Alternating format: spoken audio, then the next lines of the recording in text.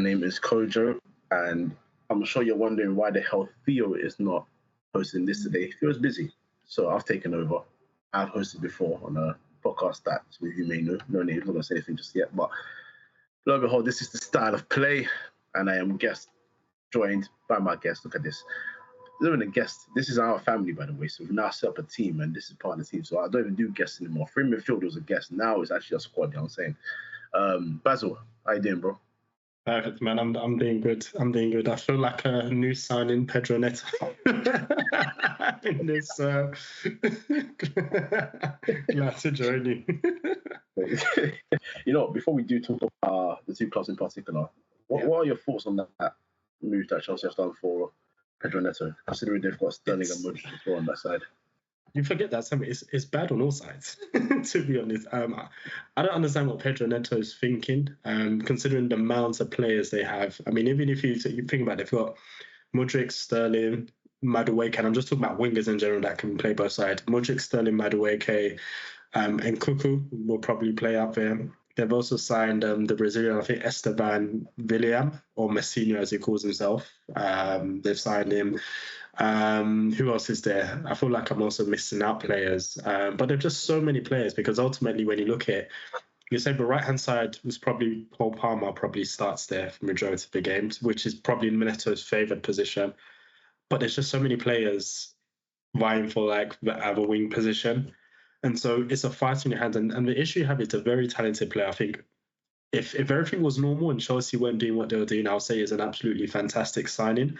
But at the same time, we've seen what happens when you go to Chelsea. It's a different environment. So it's a very unsettled environment, which means it's very difficult to hit the ground running. So it's an unknown as to how he even adapts and plays and performs at Chelsea. So he may go there. It could take him a while to adapt, but sometimes you may not be given that many time because you've got so much competition. They can bring you in and out like that. Yeah. For Chelsea, I just have zero idea as to what the strategy is and why they're just on this crusade of just signing everyone and everybody. I mean, what it reminds me of is a bit like if you're in a relationship with a girl, right? You can look at another girl or a number of girls and think, oh, they're pretty, they're attractive, but you never think in your mind that, oh, I'm going to actually pursue those girls. But in Chelsea are literally the guys where they're walking hand in hand with a girl, they see another girl, oh, they dump that one, go speak to that one. And then they see another girl, they leave that girl and they go speak to that girl. They see another girl they're attracted, they see that girl, go speak. That's literally the way Chelsea are just behaving. Just no transfer market discipline whatsoever. So honestly, I would love Bowley or someone at that club to just have a sit-down interview and explain what the method is behind all of these signings. Because surely, like we saw even last season, the change room wasn't even big enough for even all of the players. Yeah. That players had to change outside. So they've signed more players. I think they have more players now than they did last season. So I don't know how it's going to work out. People forget they still have Fano in their books. They still have Lukaku in their books. Broja's still there. They've signed the guy from Barcelona. They've signed another guy from Atletico Madrid. I mean, it's just endless. I don't know what their strategy is, and I'd love someone to tell me how they're going to manage the expectations of all these players. I mean, truly, I feel you have to feel for Enzo Maresca, because ultimately it's sink or swim. He could be a genius and find a way of working with all these players, or he could sink where he's just got too many players to manage, and that could just be unsettling for everyone at the club. So it remains to be seen whether this will be a fantastic signing or a good signing, because ultimately, I'll finish off with this. If it does turn out to be a fantastic signing and he consolidates his position on the left-hand side, what do you do with all those other players? How do you handle a Sterling who's probably, I think he's probably the highest paid player, I think, at the club, who's played the likes of City and Liverpool, one thing. So in his mind, he doesn't see himself as a bench player, considering like his reputation. What do you do with him? What do you do with Modric? What do you do with Madueke? What do you do with, like, say, Nkunku? Like, what do you do with all these players if this turns out to be a fantastic signing? It's a headache for any manager to deal with. Yeah, no, facts. And this is a thing we were alluding to last time, because when we were talking about their strikers, I forgot to have Nicholas Jackson, and Chelsea fans. Oh, I forgot to mention him too. There you go, Coach. And it's funny because some Chelsea fans last year were saying that obviously because he was lacking the ability to finish a lot of his chances, but he was so good in terms of helping the play go forward and all that stuff. They were saying that maybe he would be out wide. It's like, well, you just added another wide player now, haven't you? So that kind of eliminates that kind of idea. And the point is, at this point, on the right side, Cole Palmer's got that spot, so no one's challenging him there. It's bonkers. It's absolutely bonkers. For me, as a coach, I can understand if they're paying small fees for some of these players when it's like, okay, small is low risk. But then when you consider all these players, they spend quite a lot of money on these guys, from Sterling to Nkuku to even Mudryk. People forget how much spent on Mudryk. They're now spending 60 million plus or 60 million euros plus on Neto. Even the Brazilian guy that they signed, Mr. Vermillion, I think it totals up with all the add-ons like 50 something million that they play. And like I said, and he's not joining the club until the end of next season. So when you look at it, it's like, how are you spending these large amounts of money on these players who, let's be honest, 85% of them probably won't be regulars at the club? It's insanity. Yeah, well, whatever the plan is, I think there'll be the next club to be investigated after City, because this they should be investigated. There is no way these guys are in line with any PSR or financial rules that the Premier League have set. Absolutely no way. No way. There is absolutely no way you can spend over £1 billion in about a season and a half or in 3 transfer windows and think that is in line with any financial fair rules that we have. Absolutely not. No, I agree. And the thing about coaching, yeah, you see how it's even impacting everyone else. Like the bigger clubs, like United, we've heard it from them that they can't spend the way they can't because of those rules. Newcastle, with the amount of money they have, we've heard from them, they can't spend as much because of these rules. So then you're like, well, if those kind of clubs are kind of saying we have to fall in line with that, how on earth are Chelsea, and even forget all the long contracts that they're kind of giving to players, but how on earth are they still in line with these rules? Because it's either, even if it doesn't catch up to them now, it has to catch up with them at some point. Absolutely, and that's why I'm intrigued to see what happens, because honestly, it feels like they're moving like how Barcelona started to move, when it was quite clear that Barcelona was supposed to be spending the kind of money they have been spending. but Barcelona was like a scorned girlfriend, to be honest, because obviously after the Neymar, because this is when PSG pulled their pants down with the whole Neymar saga, that's when they lost their minds. That's how it's operating.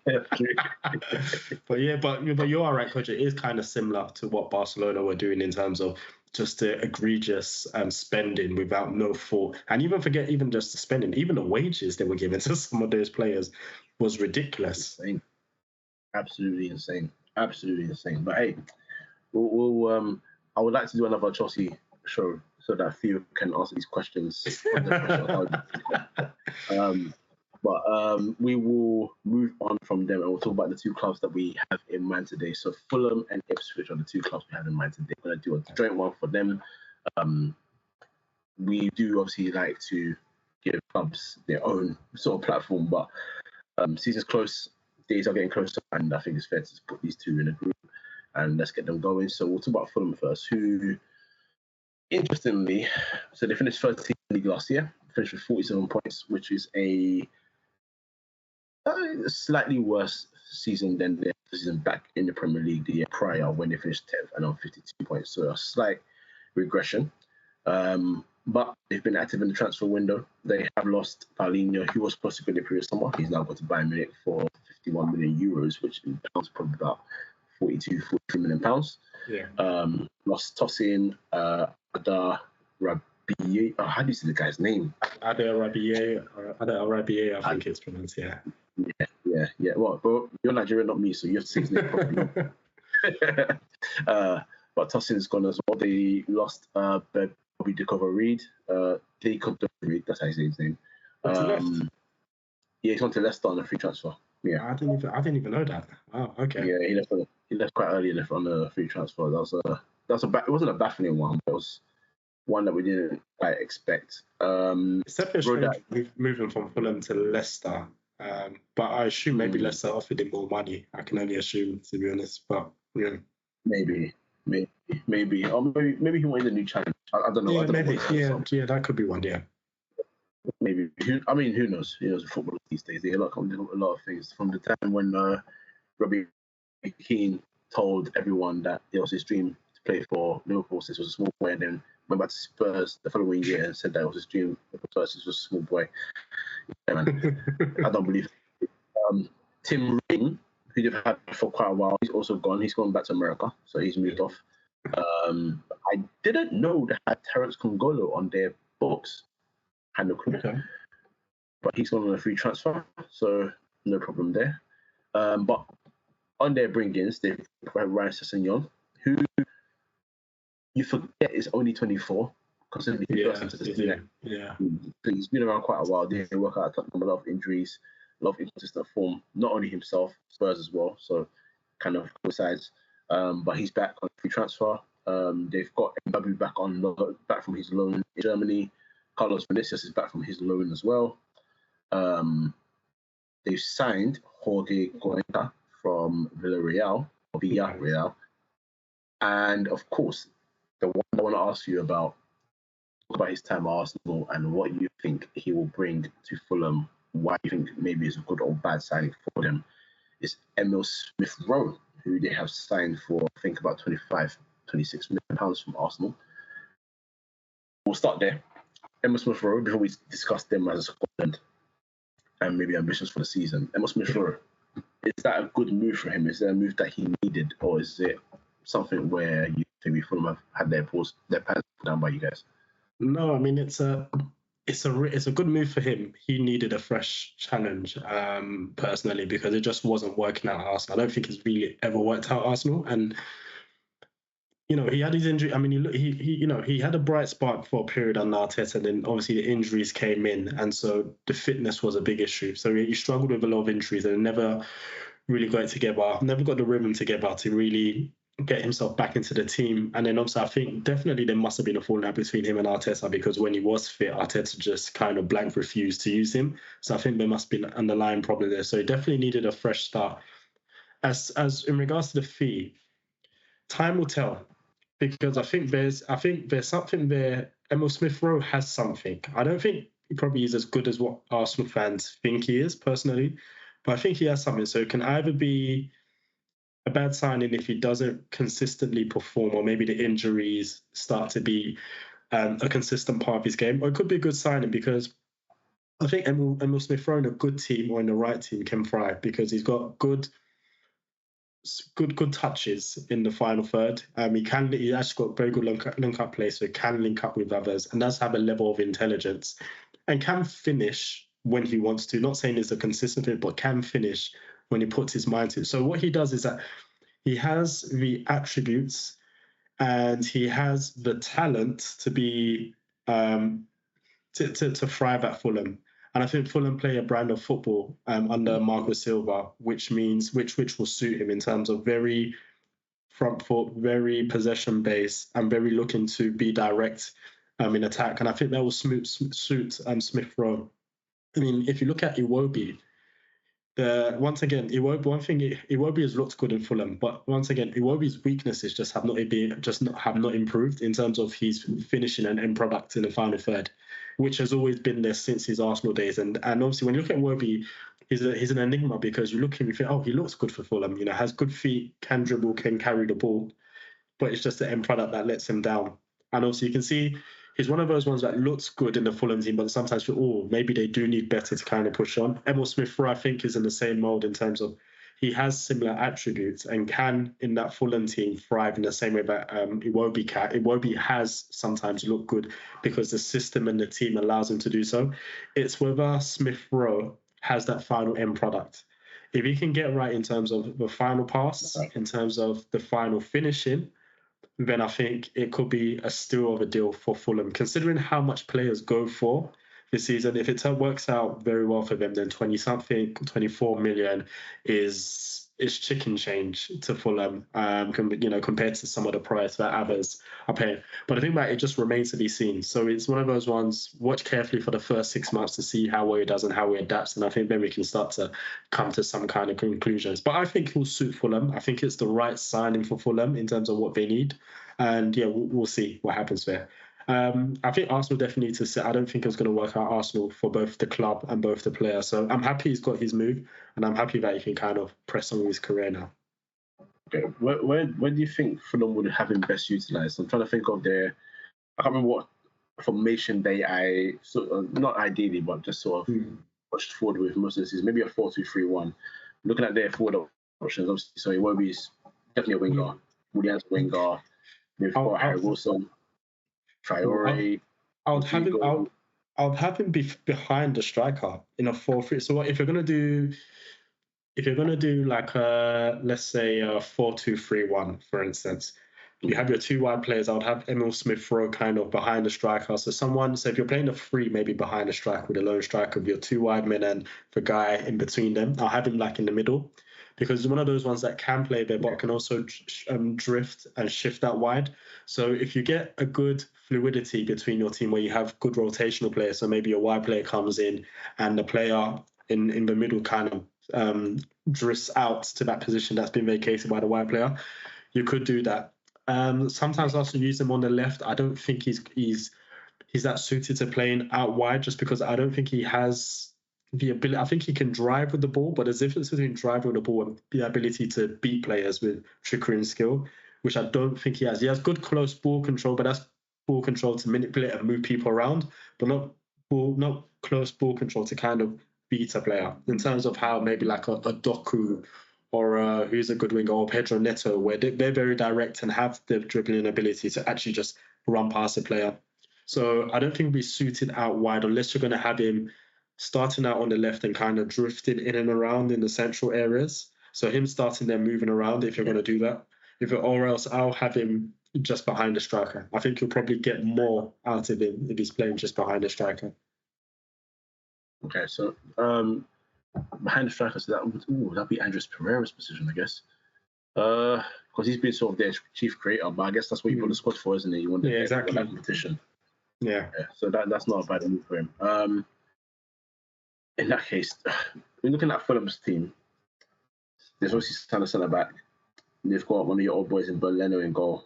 Yeah. They've got a left back in again, even though I'd say Anthony Robertson had a good season last year. Oh, yeah, very good. I thought he had a very good season last year. Yeah. So Ryan Sessegnon is a bit of a maybe one, unless he's looking to play as a winger again, which is another interesting option, because he can obviously play across the whole left side, can't he? Midfield is quite... what do you think of the centre midfield options? So I'll read out the 3 names in particular they got as registered centre midfielders. Harrison Reed, Cesar Lukčić, and Tom Kearney. Pereira can play as a centre midfielder as well, but he's not going to give you any defensive protection. Is that an area they need to bolster the most, considering they've got... It definitely... Yeah, it definitely is. Fulham are weighty, because sometimes you look at teams and you look at the names and say, oh, yeah, definitely. Those individuals can carry a team and do things for a team, are important to a team. Fulham are one of those teams, and you have those kind of teams where sometimes the system and the way the manager sets up, you don't need any kind of glamorous players, just players who kind of understand the system and know how to thrive. Because you mentioned those names, and I look at them as like, they're okay, good players, but I don't look at them and think, oh, they're spectacular players. But it's the same as, like, I remember the Liverpool midfield when they were winning things, and it was Henderson, Wijnaldum, and Fabinho, I believe it was. Yeah. When you look at them all 3, I like Fabinho. It was a good defensive midfield during this time. But when you look at Wijnaldum and Henderson, it wasn't a spectacular midfield, but they kind of knew how to operate in a system that allowed Liverpool to thrive from out wide with their fullbacks and their strikers and their wide players. I look at the Fulham midfield in the same. They're good players who know how to operate in a function that would allow the people ahead of them to kind of thrive.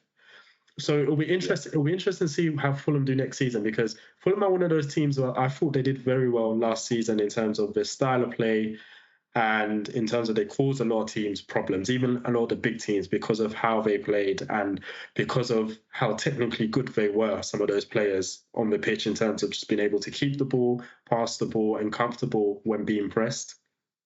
It's just whether they can do it again this season. Because once again, I don't think in that midfield there's any star name that I don't think there's any. I won't say they're of the highest quality, but they're good enough players where they have decent technical ability that if they understand the system and understand their role, they can thrive and perform well. And that's the way I kind of see that midfield. That's fair. That's fair. So in that case, considering where they finished in the last 2 years in the league, do you think you can see the improvement for them? So they were 10th in their first season back, 13th last year.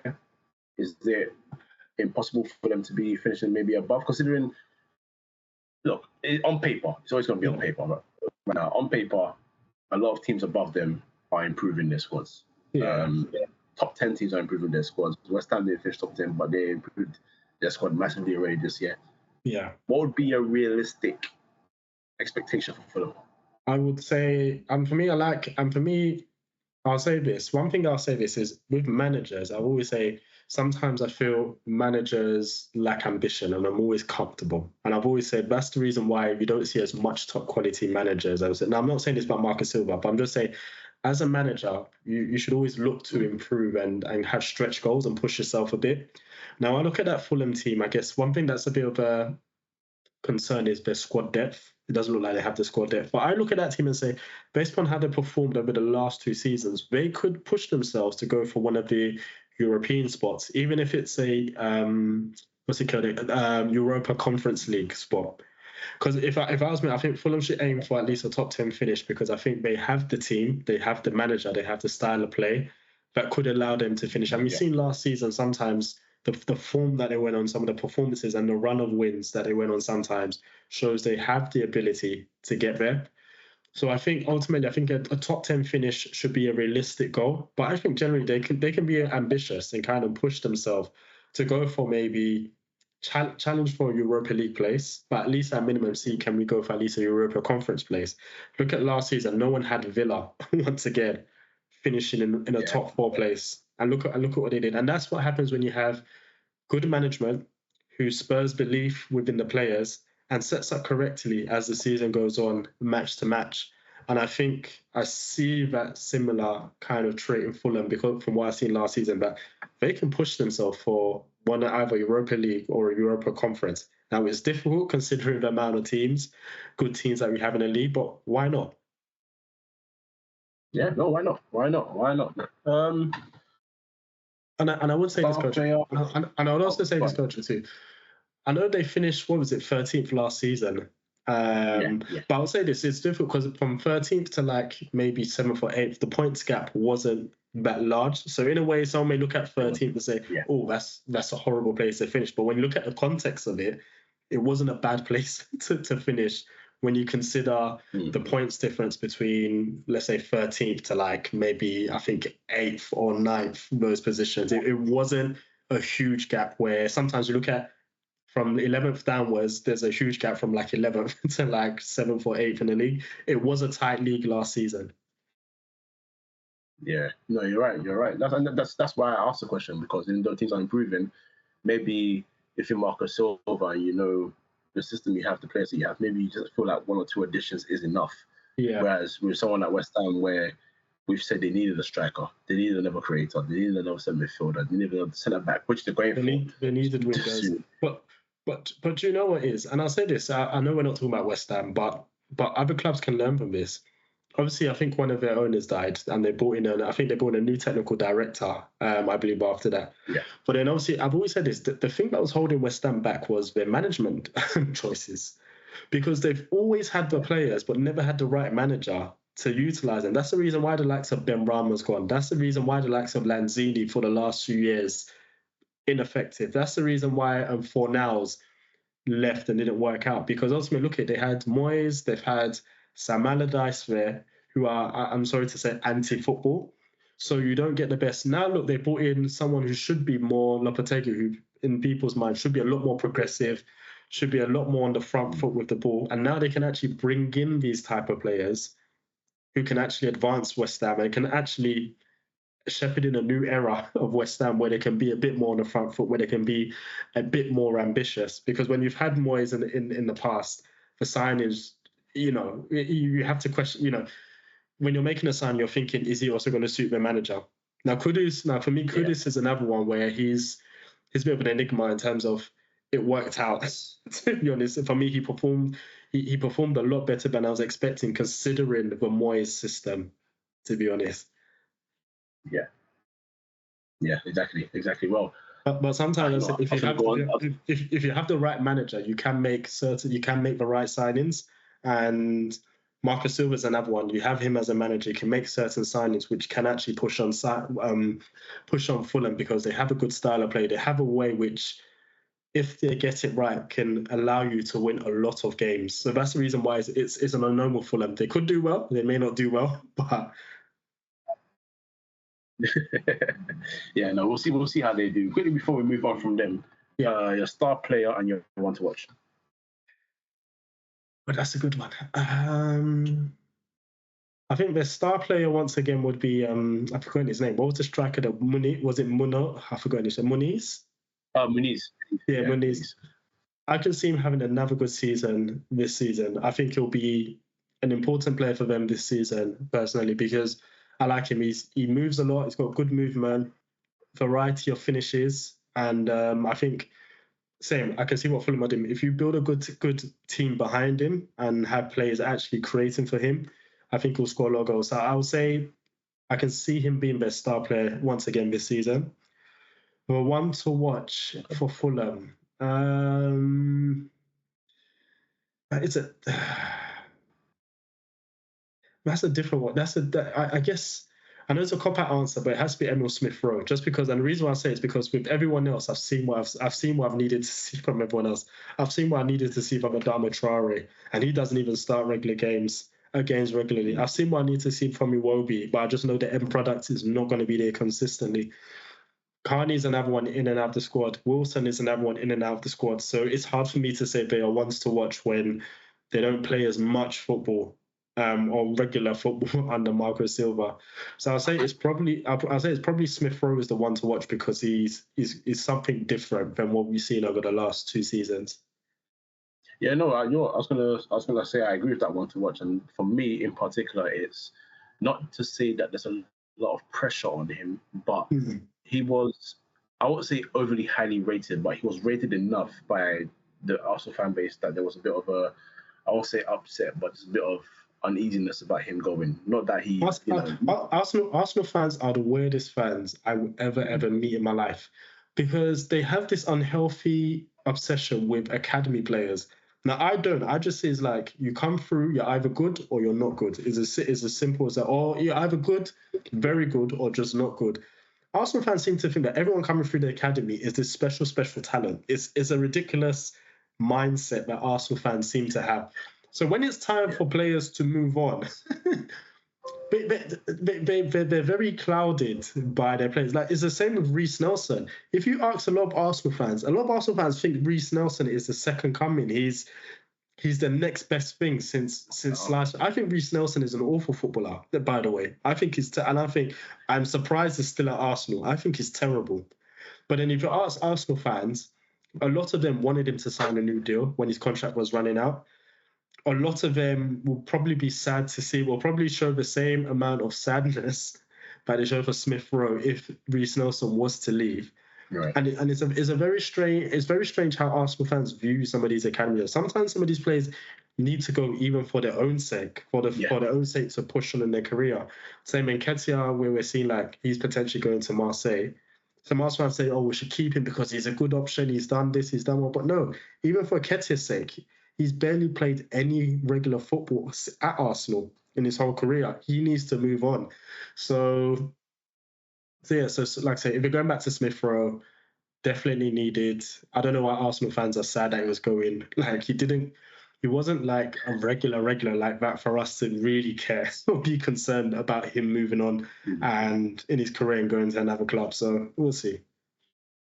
Yeah, no, and I'm happy you've asked it like that, because that's my main thing. It was, is there a player that maybe I from the outside haven't seen that maybe needs a different platform? And it could be this move. Some players go and they need a better platform. I wouldn't bring back Andreas Pereira, but I can see that at Fulham he's a lot more free. He's got a lot more freedom. He creates a lot more better chances.